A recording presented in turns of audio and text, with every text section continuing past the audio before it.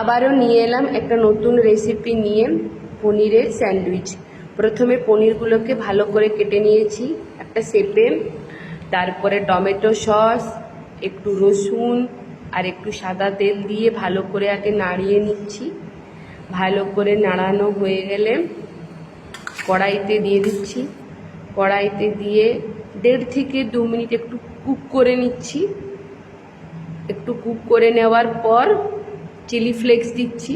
একটু বেশ স্পাইসি বেশ ব্যাপারটা হবে, যে একটু চিলি ফ্লেক্সটা দিয়ে দেওয়ার পর আরও ভালো করে একটু মিক্সড করে নিচ্ছি, নাড়িয়ে এরকম 1.5 থেকে 2 মিনিট করার পর একটা থালাতে ঢেলে নিলাম পনিরটা।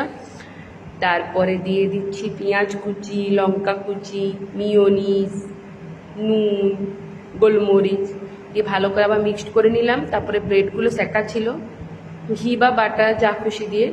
তারপরে চাটনি বানিয়েছিলাম সেটা দিলাম।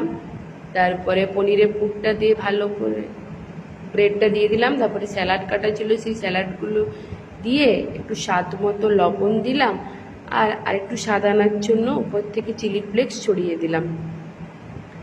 রেডি হয়ে গেছে পনিরের স্যান্ডউইচ। ভালো লাগলে লাইক কমেন্ট করে দিন।